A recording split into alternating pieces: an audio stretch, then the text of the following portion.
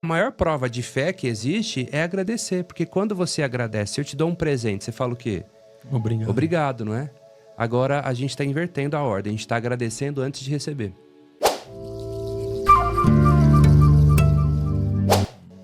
Então, a gratidão, ela muda algo no cérebro, a diferença do crer e do saber, né? Então, por exemplo, poxa, temos essa latinha aqui de água, né? Se eu soltar ela, eu não creio que ela vai cair. Eu sei que ela vai cair. Eu sei. Então, se me perguntar, você acredita em Deus? Eu falo, não, eu não acredito. Eu sei, eu sinto. É um outro nível de entendimento. Então, hoje eu sou a favor de, se for para orar, orar com um sentimento de declaração, de afirmação e de escolha. Lembrando que a oração é uma oportunidade de você escolher, né? Lembrando que Deus já nos deu tudo. Vamos dar um exemplo mais infantil, para quem não entendeu ainda. Eu tenho 2 filhos, a Florência e o Dom. Vamos pegar o caso da Florencinha, tem 8 anos.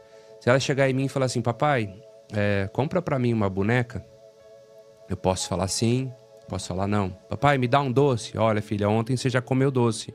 Hoje não, tá? No outro dia eu posso te dar. Por quê? Ela espera que eu dê para ela, porque ela não tem condições de comprar nada, ela não tem maturidade para isso. Mas eu tô formando ela para quê? Para quando ela for adulta, ela não vai me pedir nada. Se precisar, o papai tá aqui. Mas eu já te dei tudo. Você já estudou, você já se formou, você já tem intelectualidade. Vai, cria suas coisas. Então, a gente não precisa ficar importunando Deus no sentido de, pai, por que não me dá aquilo? Eu já te falei tantas vezes. Você acha que a inteligência infinita de Deus não está te ouvindo, não está te escutando? Talvez não esteja te respondendo porque você não está na vibração. Você está orando, mas está vibrando medo. Está recebendo o quê? Padrões de medo. Está voltando exatamente o que você está mandando, como um espelho. Então, é melhor nem orar se for para fazer isso.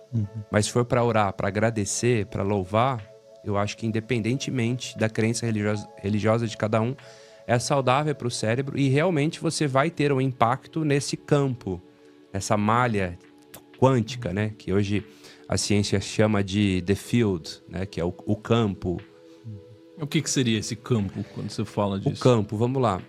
Tem vários nomes para a mesma coisa, né? Napoleão Hill chamava de éter, que seria uma substância que interligaria todas as coisas, que misteriosamente foi tirada da tabela periódica depois, por um tempo, né? Que virou uma droga, né? Exato, mas no sentido de que existe algo que interconecta e que justifica, por exemplo, efeitos como telepatia, premonição, não é? Então ele fala sobre isso. O Greg Braden, que eu citei aqui, chama de matriz divina. Ele tem um livro chamado A Matriz Divina. O Hélio Couto chama de vácuo quântico. Alguns outros chamam de bóson de Higgs, porque teve o cientista Peter Higgs, que foi prêmio Nobel, né? E hoje o termo que a ciência está mais usando é The Field. Tem até um documentário que eu recomendo para o pessoal aí, que é o The One Field. Onde tem? No YouTube. No YouTube. No YouTube Opa, você assiste, é um dos melhores, se não o melhor documentário sobre o tema, sobre espiritualidade. E aí mostram os experimentos sobre esse campo. Ah, Lucas, você está falando então daquele campo que a consteladora acessa? Olha, aquele campo morfogenético. É uma fatia do campo. O cientista e biólogo Rupert Sheldrake descobriu a existência dos campos mórficos, mas ele é só uma fatia, né? O campo, na verdade, ele é uma extensão da nossa consciência, ou a nossa consciência uma extensão do campo. Porque o campo está em todos os lugares, interconecta todas as coisas. É por onde acontece o que a física quântica chama de não localidade. Onde as variáveis como espaço, tempo não entram na jogada, né? Então, você pode tanto acessar informações através desse campo, quanto influenciar esse campo também. Esse campo é vivo. Então, no documentário, mostram artigos de cientistas comprovando, por exemplo, um grupo orando em determinada causa e o resultado que aquilo teve. O magnetismo, o poder do som, das músicas. Então, pensando que tudo é frequência, tudo é energia, O campo conecta todos nós. Na verdade, nós somos esse campo. Só que a gente está esquecido aqui, vamos dizer assim, né? Nós somos esse campo. Só que a gente tem a impressão... A gente é material só. Que não tem matéria. A gente tem a impressão de que a gente está separado. Você é você, eu sou eu, seus problemas, não tem nada a ver com isso. Mas na verdade, é uma única onda. Tá tudo conectado. Será que é por isso que quando Jesus falou, quando tiver 2 ou mais pessoas reunidas em meu nome, eu estarei presente? Seria uma explicação neurocientífica para essa afirmação Eu acho dele? que nesse sentido... tá trazendo um propósito de união e de fé, não é mesmo? Por exemplo, quando 1 ou mais, né, 2 ou mais, né, você tem uma combinação de seres na mesma frequência, na mesma ressonância. Imagina o campo que isso gera. Né? Lá no The One Field, eles reúnem centenas de pessoas em prol de causas e mostram... eles têm um medidor lá russo chamado Sputnik, que comprova as alterações... através dessas preces, dessas orações, em né? conjunto. Tem um outro documentário legal também, se o pessoal quiser anotar aí, que é o Universo Conectado, do Nassim Haramein. Nassim Haramein também é um cientista que estuda isso. Então, assim, o campo, ele é comprovado hoje. Inclusive, é o termo que eu mais uso hoje, porque quando as pessoas falam assim, eu vou falar com o universo vai me responder. É tão vago isso, né? O universo, nossa, o universo inteiro, né, vai me responder. Então a gente chama de campo. É o campo. Tô sentindo no campo. E aí, antes você tinha dito, né, o que é real? E como que a gente pode definir, então, o que é realidade e o que não é? Bom, aí tem várias visões, vários conceitos, vários pensadores, né? A gente voltar lá pro filme do Matrix, né? Quando o Neo pergunta para Morfeu o que é real, Morfeu responde: se você tá falando sobre o que você pode ver, ouvir, saborear, tocar... O real são apenas sinais elétricos interpretados pelo cérebro.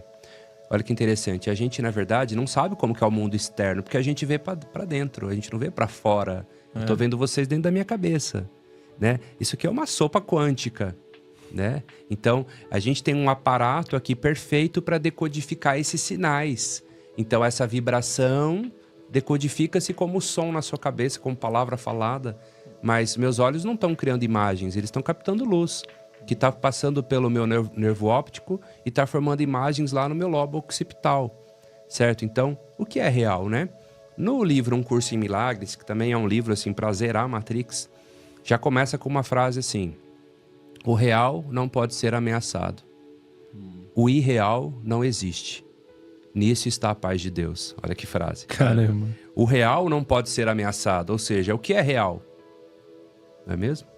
O amor de Deus, né? Isso não pode ser ameaçado. As coisas de verdade, a realidade final, ela tá soberana. E o que é irreal? Não existe. Nisso está a paz de Deus. Então, sabe, às vezes você tá tão preocupado aí, o pessoal que está nos assistindo, com uma situação, olha, tudo passa. E às vezes você tá dando tanto crédito para uma coisa que é uma ilusão, uma projeção da mente, às vezes um problema imaginário, um medo, um pensamento negativo. Isso tudo é imaginário. Mas aí, dado tudo que você falou, eu tenho uma sensação, assim, um sentimento interno de que nada é real. Porque se eu posso manipular a realidade de acordo com o campo morfogenético que você falou, de acordo com o poder da minha mente de criar novas realidades, Sim. tanto para mim quanto pro mundo à minha volta, como que eu posso dizer que se algo realmente é verdade? Tanto interno, eu sou assim. Bom, a gente vai falar bastante do Bashar hoje, né? O Bashar já falaria assim: tudo é neutro, você que dá o significado. Tudo é neutro. Qual que é o sentido da vida? É você quem vai dar, você que vai atribuir significado. Nós somos feitos como seres linguísticos que somos, e por termos um cérebro interpretativo, é da nossa natureza atribuir significado, atribuir sentido às coisas. E quando você atribui sentido, isso passa a ser real para você. Por exemplo, o amor que eu tenho pela minha esposa, pelos meus filhos, é a minha realidade. É o que deu sentido para minha vida. Para outra pessoa pode ser outra coisa. Você é livre para você dar o sentido que você quiser. O campo te apoia incondicionalmente na sua escolha. Quer você esteja errado, quer você esteja certo. o campo ele funciona como um espelho, né? O Bashar fala que a realidade é um espelho, literalmente, certo? Então, quando você está de frente a um espelho, você não consegue alterar a imagem refletida, a não ser que você altere a sua. Não tem como você sorrir e a imagem ficar brava. Eu fico bravo, a imagem fica brava. Eu sorri, a imagem sorri. Então, na verdade, como que eu mudo o externo? Mudando o interno. Eu mudo a minha projeção. Louise Hay tem uma frase interessante sobre isso, né? Ela fala assim, eu não resolvo meus problemas, eu corrijo os meus pensamentos. E aí os problemas se resolvem. Ou seja, eu mudo a minha forma, a minha maneira de significar a realidade, e aí a realidade se adapta como um espelho. Então é uma visão interessante porque ela traz uma autorresponsabilidade pra gente. E o espelho, ele é tão neutro e tão fiel ao mesmo tempo, o campo, que ele te apoia incondicionalmente. Até quando você acredita que você não é apoiado, você está sendo apoiado em acreditar que não é apoiado. Então, eu não acredito que eu sou capaz. O que o espelho fala? Ok, você não é capaz. Poxa, eu sou incrível, eu sou maravilhoso, as coisas fluem para mim. Olha, maravilhoso, realmente funciona para você. As pessoas não acreditam em mim, eu não tenho muita fé. Realmente, você não tem muita fé. Ou seja, você está livre para escolher a realidade que você quer, mudando o espelho. Conversando com o espelho, refletindo o espelho. Então eu acho essa visão muito justa, porque ela não tem a ver com certo e com errado, ela não tem a ver com o karma, com a punição.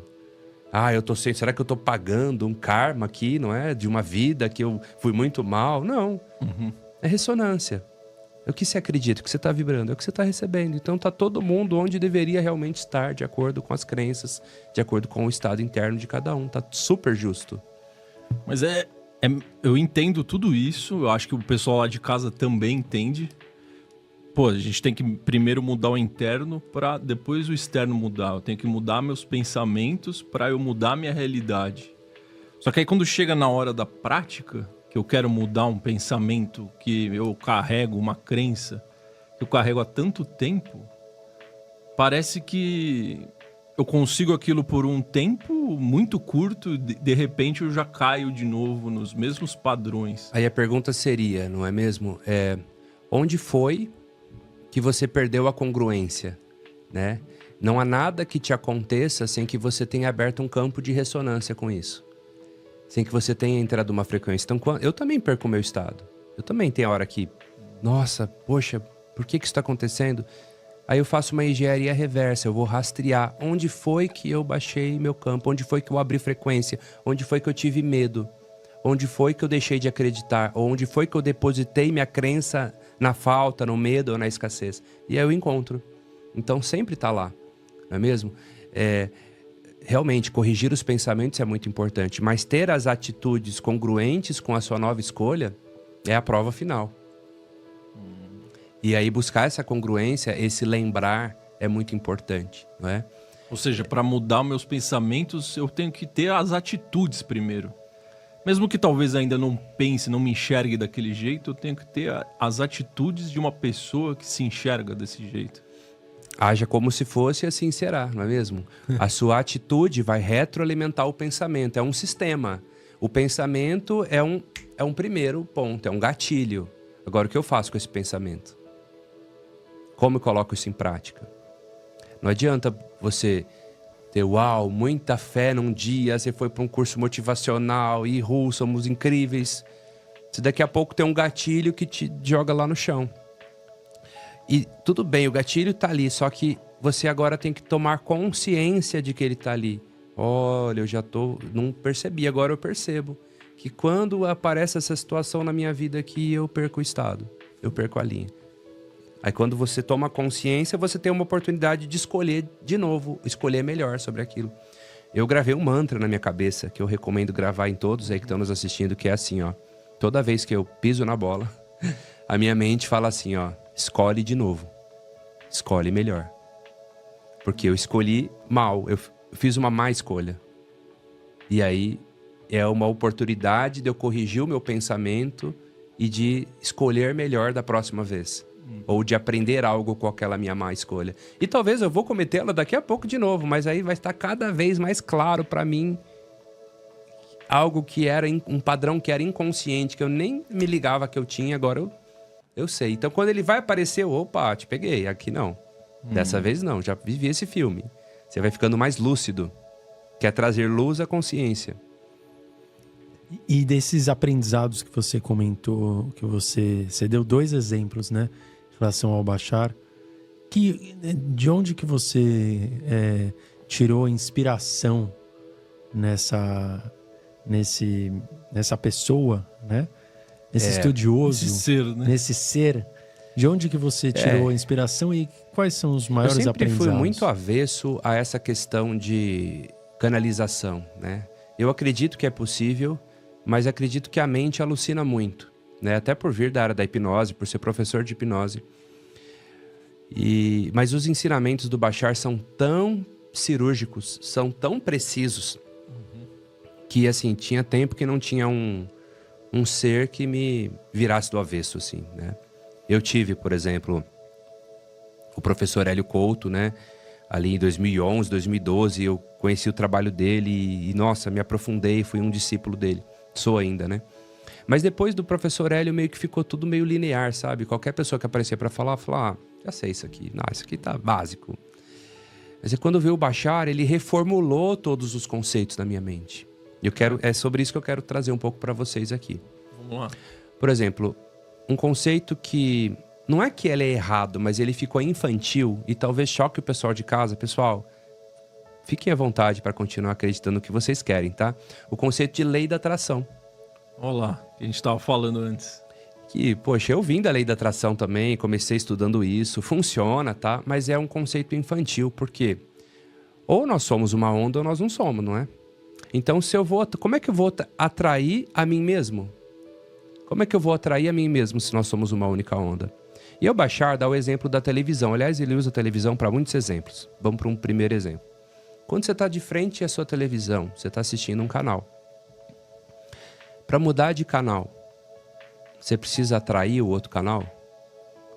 Não, você aperta um botão, muda a frequência, entra numa outra ressonância e uma outra realidade se abre. Desde que eu fiz isso, eu comecei a co-criar na minha vida muito mais rápido. Eu passei a parar de esperar que algo viesse do externo e se manifestasse na minha vida, e eu passei a alinhar a minha frequência, a minha vibração com aquilo que eu desejo. E aí aquela realidade se manifesta. Então, não é sobre atrair, é sobre tomar consciência de algo que eu já sou, que eu já tenho. Ou seja, eu já tenho a prosperidade, eu já sou saudável, eu só preciso tomar consciência disso.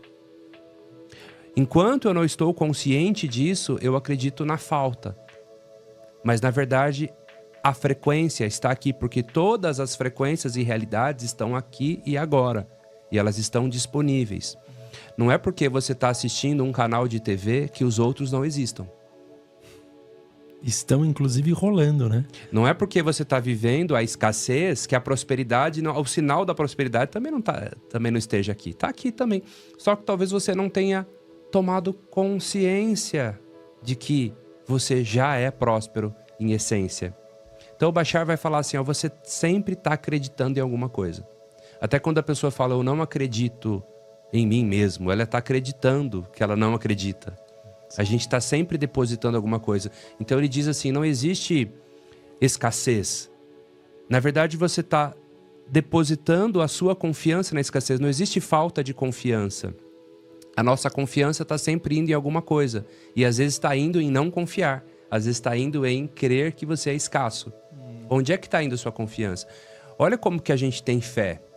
Por exemplo, nós estamos aqui no Lean Podcast, está à noite nesse momento. Vocês têm dúvida que amanhã vai ser um novo dia? Não. Você tem certeza que vai amanhecer o dia? Sim. Certeza. Certeza, não é? Absoluto. Imagina se você tivesse essa mesma certeza para escolher as coisas que você realmente quer na sua vida. Não é? Você chega num restaurante, você fala assim, uma água com gás, por gentileza. Você tem dúvida que vai chegar água com gás? Não. Você pede uma coisa no Mercado Livre. Você não tem dúvida. Mas você tem dúvida quando você escolhe prosperar, por exemplo. Será que vai dar certo? Mas será que vai dar ROI? E se der errado? Então, a confiança, ela já existe em nós o tempo todo. A gente só precisa depositar ela no local certo. Esse é um conceito diferente e que ele quebra essa crença de lei da atração. Com todo respeito a quem acredita na lei da atração. Eu acredito, então, vou mudar o nome, é lei do acesso. Tá disponível. O acesso. Eu acesso e tá disponível. Então, mas aí pegando a analogia que você fez com a televisão, né? Que foi, na verdade, o baixar. Quando eu tô vendo lá um canal de notícias, lá tô na Globo News. Aí eu falo, pô, cansei de ver notícia, quero ver um esporte. Daí eu pego o controle remoto e eu mudo. Sim. Pro Sport TV, por exemplo. Qual que seria a analogia para eu mudar o canal? Qual que é o controle remoto? Qual que é o botão, não é? Qual que é o botão? É a sua escolha interna, que tem a ver com o seu sistema de crenças. E tem a ver com como você se sente em relação àquilo. Como você, no fundo, está se sentindo em relação àquilo. Certo? Mesmo que seja uma sutil mudança, mesmo que seja uma sutil mudança de percepção, já é uma mudança de frequência. Por exemplo, a gente percebe quando a gente está num local que a energia está densa, está pesada. Então, aquela energia, eu tenho a opção de entrar em fase com ela ou não. Certo? Eu posso estar com uma pessoa muito negativa do meu lado. Eu tenho a opção de frequenciar com ela, de pegar aquela energia baixa ou de me manter soberano, de me manter pleno. Então, você tem que começar a pensar em termos de ressonância. Isso é um trabalho, porque a Matrix é muito convincente, não é? Uhum. Então, você começa a pensar em termos de frequência, né? Nikola Tesla falava isso. Pense em termos de energia, frequência e vibração e você vai ter os segredos do universo. Então, você começa a pensar por que uma parceria deu certo, por que uma não deu, por que tem gente que conecta, tem gente que você não conecta mais, tem gente que você não encontra mais, tem gente que aparece para você toda hora, certo?